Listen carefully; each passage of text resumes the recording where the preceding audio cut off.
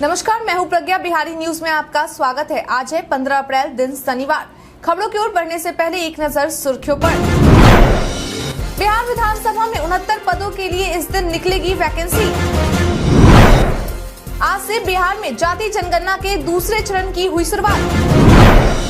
CM Nitish ने शिक्षकों और विकास मित्रों को लेकर किया बड़ा ऐलान।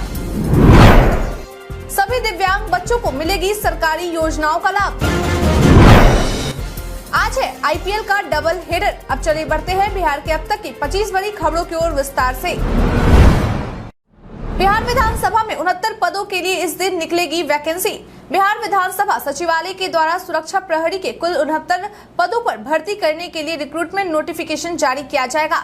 इसके लिए अगर एजुकेशनल क्वालिफिकेशन की बात करें तो उम्मीदवार को किसी भी मान्यता प्राप्त शैक्षणिक संस्थान से 12वीं पास होना अनिवार्य है। इस भर्ती के लिए आवेदन प्रक्रिया 25 अप्रैल 2023 से शुरू होकर आवेदन की अंतिम तिथि 16 मई 2023 तक निर्धारित की गई है। इच्छुक और योग्य उम्मीदवार आवेदन करने के लिए बिहार विधानसभा की आधिकारिक वेबसाइट www.vidhansabha.bih.nic.in पर जाकर आवेदन कर सकते हैं।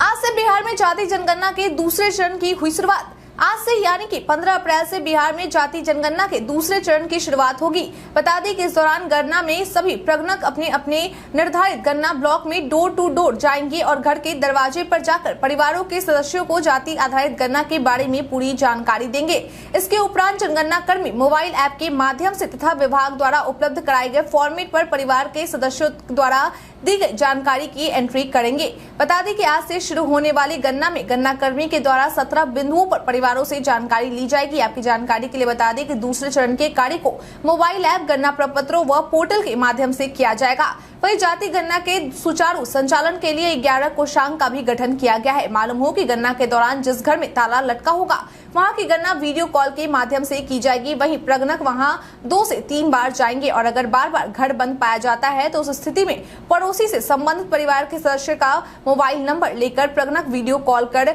सारी जानकारी प्रपत्र में भरकर पड़ोसी से हस्ताक्षर करवा लेंगे। वहीं अगर मोबाइल नंबर उपलब्ध नहीं हो पाता है तो उस घर की गणना नहीं हो पाएगी। बिहारी पहचान में आज हम बात करेंगे अहम शर्मा के बारे में। अहम शर्मा एक भारतीय अभिनेता है। यह भारतीय टेलीविजन में अपने काम के लिए सबसे ज्यादा जाने वाले में से हैं। इन्होंने 1962 माई कंट्री लैंड सहित कई बॉलीवुड फिल्मों में अभिनय किया है, जिसका प्रीमियर 69वें कान फिल्म समारोह के मार्चे डू फिल्म में किया गया था। बता दें कि अहम की सबसे पहचानने योग्य टीवी भूमिकाओं में महाभारत में कर्ण, ब्रह्म राक्षस में ऋषभ श्रीवास्तव और विक्रम बेताल की रहस्य गाथा में विक्रमादित्य शामिल है। इन्होंने हिंदी टेलीविजन में अपने अभिनय करियर की शुरुआत 2008 में की। 2009 में शर्मा ने अपनी पहली film suspense crime thriller blue oranges की रिलीज के साथ हिंदी सिनेमा की शुरुआत की। 2014 में शर्मा को ब्रिटिश साप्ताहिक समाचार पत्र ईस्टर्न आई द्वारा द वर्ल्ड में 50 सेक्सिएस्ट एशियन मेन के 11वें संस्करण में 26वां स्थान दिया गया था। 2014 में इन्होंने महाभारत में सहायक भूमिका में सर्वश्रेष्ठ अभिनेता का किरदार निभाने के लिए इंडियन टेली अवार्ड से सम्मानित किया गया था। शिक्षा विभाग ने मांगी सभी जिलों से शिक्षक के रिक्त पदों की सूची। राज्य भर में होने वाले शिक्षक नियोजन को लेकर नई शिक्षा नीति के तहत शिक्षा विभाग के द्वारा आदेश जारी कर राज्य के सभी जिलों से सेकेंडरी और +2 स्कूलों में शिक्षकों के रिक्त पदों की सूची उपलब्ध कराने को कहा गया है। बता दें कि इसके लिए माध्यमिक शिक्षा के निदेशक संजय कुमार के द्वारा राज्य के सभी जिला शिक्षा पदाधिकारी को पत्र भी जारी कर दिया गया है। मालूम हो कि सूची को जिला शिक्षा पदाधिकारी के द्वारा 20 अप्रैल तक जमा करना है। इसके साथ ही जिला शिक्षा पदाधिकारी के द्वारा विभाग को यह भी जानकारी देनी है कि विद्यालय में विषयवार तरीके से कितने शिक्षक कार्यरत है। बता दें कि जारी किए गए आदेश पत्र के मुताबिक यह भी स्पष्ट है कि जिस भी पद के संदर्भ में न्यायालय अथवा राज्य अपीलीय प्राधिकार या जिला अपीलीय प्राधिकार के समक्ष कोई बड़ा या शिकायत लंबित हो तो उसकी सूचना भी अवश्य उपलब्ध करवाई जाए। अब पटना एयरपोर्ट पर कुहासे में भी उतर सकेंगे विमान। बिहार की राजधानी पटना के एयरपोर्ट पर अब विमान को ठंड के मौसम में लगने वाले कुहासे में भी उतरने में भी कोई परेशानी नहीं होगी। दरअसल बीते दिन से पटना एयरपोर्ट पर कैट 1 अप्रोच लाइट लगाने की शुरुआत कर दी गई है। बता दें कि इस लाइट के लग जाने से विमान की लैंडिंग आसान हो जाएगी और साथ ही विमान को डाइवर्ट भी नहीं किया जाएगा। बता दें कि इसको लेकर पटना एयरपोर्ट के निदेशक अंचल प्रकाश के द्वारा दी गई जानकारी के अनुसार यह निर्णय यात्रियों की सुविधाओं को देखते हुए लिया गया है। उन्होंने बताया कि पटना एयरपोर्ट पर सुरक्षा व्यवस्था, पानी की व्यवस्था से लेकर टैक्सी संचालन तक को भी बेहतर किया जाएगा ताकि पटना एयरपोर्ट का ठीक ढंग से परिचालन हो सके और इसके लिए हम सभी प्रयासरत भी है। बता दें कि पटना एयरपोर्ट के आसपास के उन पेड़ों की भी छटाई की जाएगी जो बड़े हैं। बरसात से पहले 68 ग्रामीण सड़कें होंगी चकाचक। कुछ दिनों में बारिश का मौसम भी आने वाला है। ऐसे में बारिश के मौसम की शुरुआत होने से पहले राज्य के 16 जिलों के 68 ग्रामीण सड़कों को चकाचक कर दिया जाएगा और साथ ही अगले 5 सालों तक यातायात के लायक सुगम भी बना दिया जाएगा। बता दें कि इसके लिए राज्य सरकार के ग्रामीण कार्य विभाग के द्वारा टेंडर भी जारी कर दिया गया है।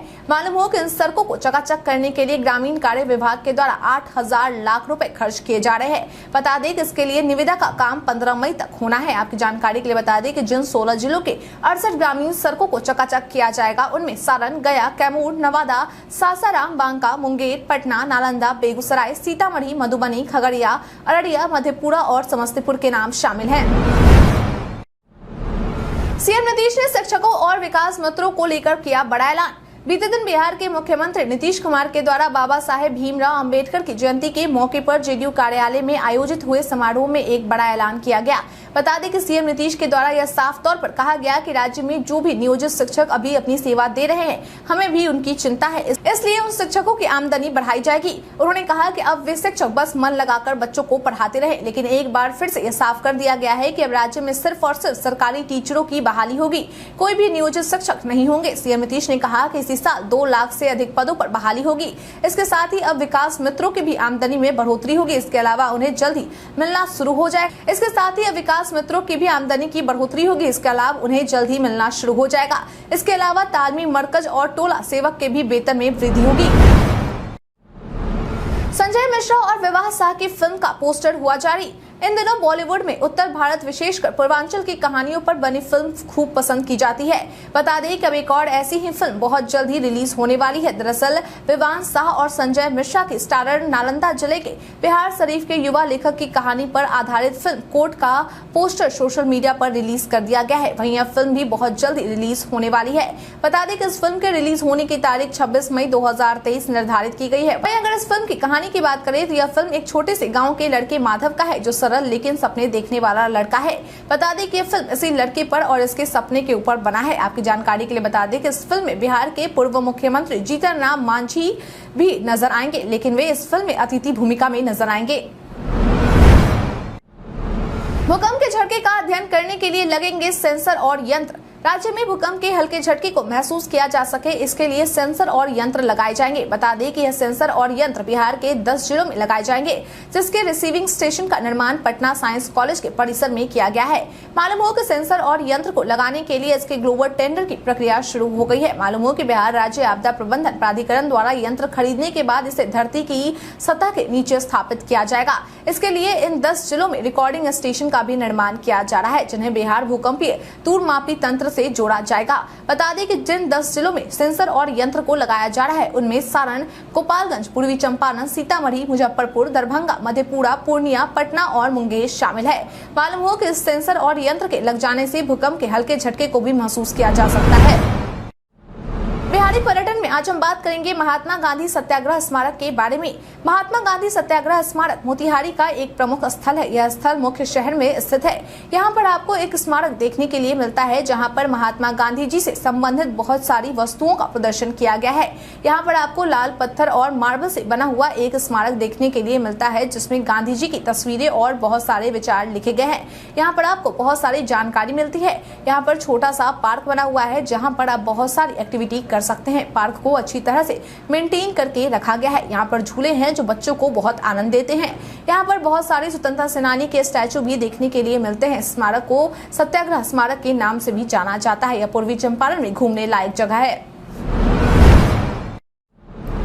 इस दिन बिहार आएंगे हिमेश रेशमिया। बिहार के गोपालगंज में स्थानीय प्रखंड के होम गार्ड मैदान में 15 और 16 अप्रैल को होने वाले थावे महोत्सव को लेकर बॉलीवुड एक्टर व सिंगर हिमेश रेशमिया बिहार आ रहे हैं। बता दें कि इस कार्यक्रम में वह अपने सुरों का जादू बिखेरते नजर आएंगे। इसके अलावा इस कार्यक्रम में कई अन्य कलाकार भी अपनी प्रतिभा का जलवा बिखेरते नजर आएंगे। आपकी जानकारी के लिए बता दें कि इस कार्यक्रम को लेकर प्रशासनिक तैयारी अंतिम चरण में है। वहीं डीएम डॉक्टर नवल किशोर के द्वारा हो रही तैयारियों का जायजा लेने के लिए स्थल निरीक्षण भी किया गया और साथ ही कई निर्देश भी दिए गए हैं।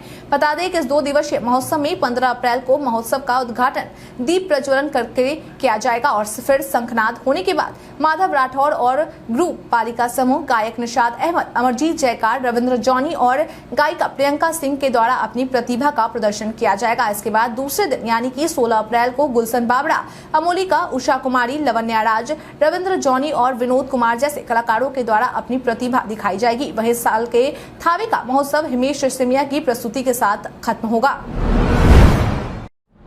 सभी दिव्यांग बच्चों को मिलेगा सरकारी योजनाओं का लाभ। राज्य के वैसे दिव्यांग बच्चे जिनकी उम्र 18 वर्ष तक है, उन्हें सभी सरकारी योजनाओं का लाभ मिल सके, इसके लिए व्यापक अभियान चलाया जा रहा है। बता दें कि इस अभियान के तहत राज्य के 18 वर्ष तक के दिव्यांग बच्चों को 25 मई तक पहचान कर लिया जाएगा और फिर उन्हें 15 जून तक दिव्यांगता प्रमाण पत्र दे दिया जाएगा। बता दें कि इसके साथ ही राज्य सरकार के द्वारा दिव्यांग बच्चों को आधार कार्ड से भी जोड़ने की योजना बनाई जा रही है, जिसके तहत 30 जून तक इनका आधार कार्ड बनवाने का काम भी कर लिया जाएगा। हालांकि इससे पहले 25 मार्च से 25 मई तक उनकी आवश्यकताओं का आकलन किया जा रहा है। फिर 16 जून से 30 जून तक इन्हें सहायक उपकरण और शैक्षणिक उपकरण उपलब्ध कराने के साथ ही शैक्षणिक सामग्री मिलेगी। मालूम हो कि इन सब में सबसे अहम दिव्यांग पेंशन देने की योजना है।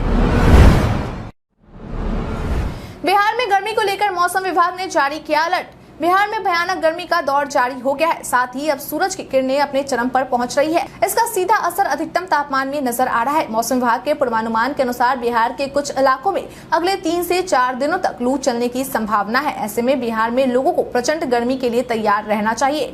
पटना मौसम विज्ञान केंद्र के मुताबिक आज यानी कि शनिवार को जमुई और बांका, रविवार यानी कि कल को राज्य के पूर्व और दक्षिण मध्य इलाकों में लू का अलर्ट जारी है। वहीं दूसरी तरफ सोमवार यानी कि 17 अप्रैल को दक्षिणी इलाकों में लू की स्थिति को लेकर येलो अलर्ट जारी कर दिया गया है। इसके अलावा पटना मौसम विज्ञान केंद्र के वैज्ञानिक आशीष कुमार सिंह ने जानकारी देते हुए बताया है कि 20 अप्रैल तक राज्य में हीट वेव की स्थिति रहने की संभावना है।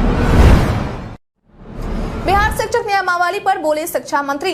नीतीश सरकार के खिलाफ नई नियमावली पर टीईटी और एसटीईटी को लेकर अभ्यर्थियों द्वारा लगातार प्रदर्शन देखने को मिल रहा है। अभ्यर्थी इस नई नियमावली को लेकर लगातार कई सवाल सरकार के सामने उठा रहे हैं। अब इस मामले को लेकर शिक्षा मंत्री प्रोफेसर चंद्रशेखर का बयान सामने आया है।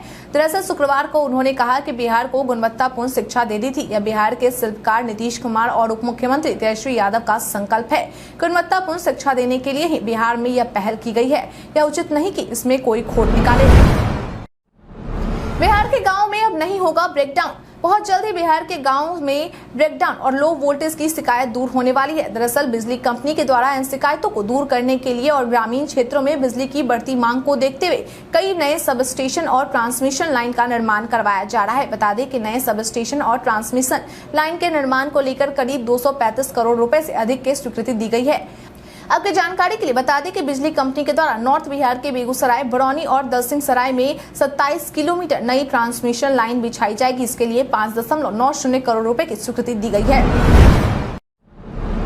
तेजस्वी ने केंद्र सरकार पर जमकर साधा निशाना। बीजेपी पर बिहार के उप मुख्यमंत्री तेजस्वी यादव ईडी और सीबीआई की कार्यवाही को लेकर लगातार हमलावर है। तेजस्वी यादव ने जमकर बीजेपी पर हमला बोलने वाला वीडियो शुक्रवार को ट्विटर पर भी जारी किया गया, जहां लालू यादव संघर्ष करते रहे लेकिन कभी झुके नहीं वाली बात तेजस्वी यादव द्वारा कही गई है। उन्होंने कहा कि मेरे पिता सांप्रदायिक शक्तियों के खिलाफ लड़ते रहे तो उनका बेटा भी झुकने को तैयार नहीं है, लड़ाई लड़ते रहेंगे। उनके द्वारा कहा गया कि ये लोकतंत्र को ही खत्म कर देना चाहते हैं, देश के संविधान को खत्म कर देना चाहते हैं। मुद्दे की बात नहीं हो रही है। हम लोग पढ़ाई, दवाई, कमाई और सिंचाई की बात कर रहे हैं तो बीजेपी क्या बात कर रही है।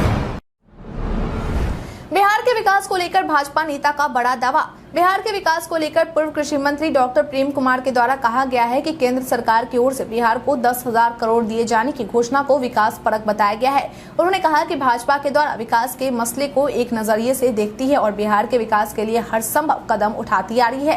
केंद्र सरकार की ओर से बिहार को विशेष सहायता योजना के तहत बिहार में सड़क, पुल, भवन और यूनिटी मूल के निर्माण के लिए राशि दिया गया, जिसे मार्च 2024 तक खर्च करना है। उन्होंने बताया कि बिहार को मिलने वाला यह धन ब्याज मुक्त है, इसलिए इससे बिहार को लंबे समय तक काफी लाभ मिलेगा। विशेष सहायता योजना के तहत 10,000 करोड़ एक बड़ी राशि है। इससे बिहार के विकास में पंखे लगेंगे। सीएम नीतीश के दिल्ली दौरे के बाद पार्टी ऑफिस के बाहर लगा पीएम बनाने के नारे। 2024 में होने वाले लोकसभा चुनाव को लेकर बिहार के मुख्यमंत्री नीतीश कुमार के द्वारा बीजेपी के खिलाफ विपक्षी पार्टियों को एकजुट करने को लेकर दिल्ली में सकारात्मक बातचीत के बाद लौटने पर कार्यकर्ताओं में नई जान भर आई है। बता दें कि अब जेडीयू कार्यकर्ता हर हाल में चाहते हैं कि सीएम नीतीश कुमार प्रधानमंत्री बने और यह बात तब सामने आई जब बीते दिन बाबा साहेब भीमराव अंबेडकर की जयंती के मौके पर जेडीयू कार्यालय में आयोजित हुए समारोह में शामिल होने के लिए नीतीश कुमार जेडीयू दफ्तर पहुंचे थे।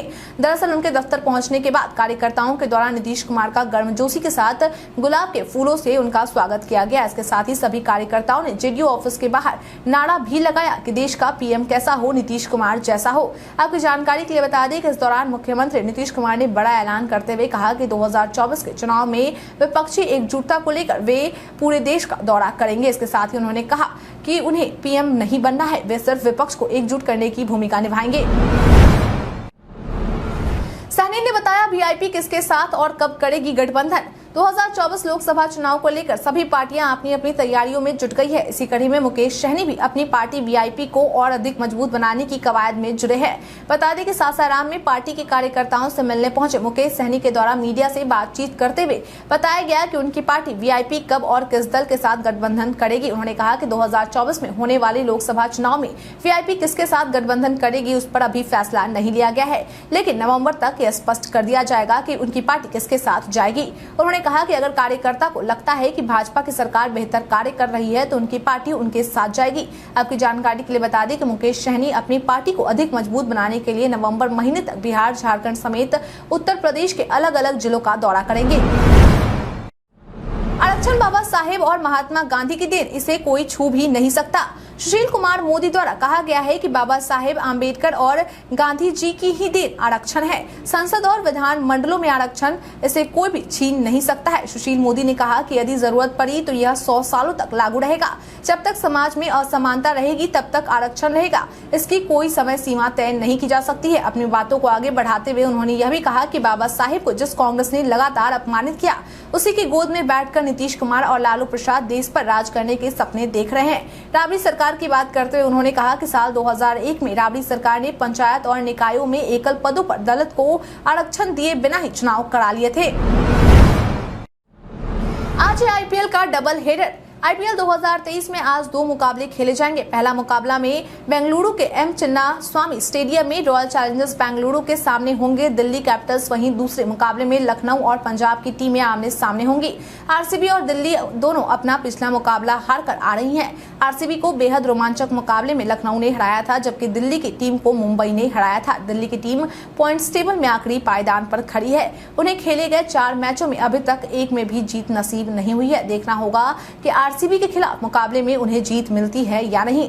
RCB versus DC head to head आंकड़ों को देखें तो बेंगलुरु का पलड़ा भारी है। दोनों टीमें अभी तक 27 बार आमने सामने आ चुकी है, जिसमें 16 बार बेंगलुरु ने जीत दर्ज की है, जबकि 10 बार दिल्ली ने बाजी मारी है। एक मैच बेनतीजा रहा। आरसीबी बनाम दिल्ली मुकाबला शाम 3:30 बजे से शुरू हो जाएगा। वहीं आज के दूसरे मुकाबले की बात करें तो लखनऊ के इकाना स्टेडियम में लखनऊ का सामना पंजाब की टीम से होगा। लखनऊ के हौसले बुलंद है, वो आरसीबी को एक हाई स्कोरिंग मैच में हराकर आ रही है। वहीं पंजाब की बात करें तो उन्हें अपने पिछले मुकाबले में गुजरात के हाथों हार मिली है। पंजाब की गेंदबाजी बेहद मजबूत है, इसलिए बेहद दिलचस्प मुकाबले की पूरी उम्मीद है। भारत के इतिहास में आज की तारीख है बेहद खास। बाल गंगाधर तिलक ने 1895 में रायगढ़ किले में शिवाजी उत्सव का उद्घाटन किया। डायबिटीज से पीड़ित लोगों के लिए 1923 में इंसुलिन बाजार में उपलब्ध हुआ। हिमाचल प्रदेश राज्य की स्थापना 1948 में आज ही के दिन हुई। भारत सहित 109 देशों द्वारा 1994 में गैट समझौते की स्वीकृति हुई। राजीव गांधी हत्याकांड से जुड़े लिट्टे उग्रवादी वी मुरलीधरन को 2004 में कोलंबो में हत्या की गई। सिख धर्म के संस्थापक गुरु नानक का 1469 में जन्म हुआ। 1563 में सिखों के 5वें गुरु गुरु अर्जुन देव का जन्म हुआ। 1865 में खड़ी बोली के प्रथम महाकाव्यकार अयोध्या सिंह उपाध्याय का जन्म हुआ। 1972 में बॉलीवुड अभिनेत्री, क्रिकेट ग्लैमर और फैशन की मूर्ति मंदिरा बेदी का जन्म हुआ। 1940 में भारत के प्रसिद्ध सारंगी वादक और शास्त्रीय गायक सुल्तान खान का जन्म हुआ। आज के दिन को रेल सप्ताह और फायर सर्विस सप्ताह के रूप में भी मनाया जाता है। बालखंड में आज हम बात करेंगे कर्मचारी चयन आयोग के बारे में। सोशल मीडिया पर कई सूचनाएं वायरल होती है, लेकिन सभी सच हो ये जरूरी नहीं है। इसी कड़ी में आज हम बात करेंगे कर्मचारी चयन आयोग के बारे में। दरअसल पीआईबी ने अपने ट्वीट में लिखा है कि एक ट्विटर खाता @SSC ऑफिशियल कर्मचारी चयन आयोग SSC के आधिकारिक ट्विटर हैंडल होने का दावा कर रहा है। पीआईबी ने अपने ट्वीट में आगे लिखा है कि अकाउंट फर्जी है, यह SSC का ट्विटर अकाउंट नहीं है। आधिकारिक जानकारी के लिए SSC की आधिकारिक वेबसाइट ssc.nic.in पर जाएं। हैकर से सुरक्षित रखेंगे व्हाट्सएप के ये नए features. WhatsApp Facebook parent company Meta का इंस्टेंट मैसेजिंग ऐप है जो प्लेटफॉर्म की प्राइवेसी और सुरक्षा का दावा करता है। यह यूजर्स को end to end encryption, 2 step verification और बायोमेट्रिक सुरक्षा जैसी सुविधाएं देता है। इसी सिलसिले को जारी रखते हुए कंपनी ने अब गोपनीयता को बेहतर बनाने और संदेशों पर अधिक नियंत्रण देने के उद्देश्य से 3 नई सुरक्षा सुविधाओं की घोषणा की है। इन 3 सुविधाओं में व्हाट्सएप ने अकाउंट प्रोटेक्ट, डिवाइस वेरिफिकेशन और ऑटोमेटिक सिक्योरिटी कोड की घोषणा की है। बता दें कि सुरक्षा विशेषताएं आने वाले महीनों में जोड़ी जाएंगी। कंपनी का कहना है कि ये वो 3 तरीके हैं जिनसे हम आपके खाते को सुरक्षित करने में मदद कर रहे हैं। सोने की कीमत ने बनाया रिकॉर्ड। शादी के सीजन के शुरुआत होने में अब कुछ ही दिन बाकी रह गए हैं। ऐसे में सोने की कीमत ने अपना नया रिकॉर्ड बना लिया है। बता दें कि HDFC सिक्योरिटीज के द्वारा दी गई जानकारी के अनुसार इस मजबूत ग्लोबल डिमांड के बीच दिल्ली के सर्राफा बाजार में बीते दिन सोने की कीमत में 480 रुपए की उछाल आई है और अब सोने की कीमत उछलकर 61,300 से बढ़कर 61,780 रुपए प्रति 10 ग्राम के सर्वकालिक उच्च स्तर पर पहुंच गया है। वहीं अगर चांदी की बात करें तो चांदी की कीमत में भी 410 रुपए की बढ़ोतरी हुई है, जिसके साथ अब चांदी की कीमत 77,850 रुपए प्रति किलोग्राम हो गई है। लेकिन अगर इन सब के बीच अगर हम बिहार की राजधानी पटना में सोने और चांदी की कीमत को देखें तो पटना में 10 ग्राम 22 कैरेट सोने की कीमत 56,140 रुपए है। वहीं 24 कैरेट सोने की कीमत 61,850 रुपए है। इसके अलावा पटना में चांदी की कीमत 79,600 रुपए प्रति किलोग्राम है। बीते दिन हमारा पूछे गए सवाल का आप लोगों में से बहुत लोगों ने अपना जवाब हमें हमारे कमेंट सेक्शन बॉक्स में लिख कर दिया था। जिन्होंने हमारा पूछे गए सवाल का जवाब दिया है उनके नाम है शंकर मुखिया, मनीष कुमार पाल, कुश कुमार यादव, मृत्युंजय कुमार, अन्नू गोलू कुमार, मधुलता, रामनबी मांझी, अनुज कुमार यश, पुरुषोत्तम कुमार, मोहम्मद सकीर हुसैन, अमर कुमार, नरेश राम, विकास गुप्ता, मंटू कुमार, अनवर करीम खान। इसके साथ ही बढ़ते हैं आज के सवाल की ओर। आज का सवाल है, गर्मी में आप अपने स्वास्थ्य का कैसे ख्याल रख रहे हैं? अपना जवाब हमें हमारे कमेंट सेक्शन में लिखकर जरूर बताएं। आज के लिए इतना ही। बिहार के तमाम खबरों के साथ बने रहने के लिए देखते रहें बिहारी न्यूज और साथ ही अगर आप यूट्यूब से देख रहे हैं चैनल को सब्सक्राइब करना और अगर आप फेसबुक से देख रहे हो पेज को फॉलो करना ना भूलें। धन्यवाद।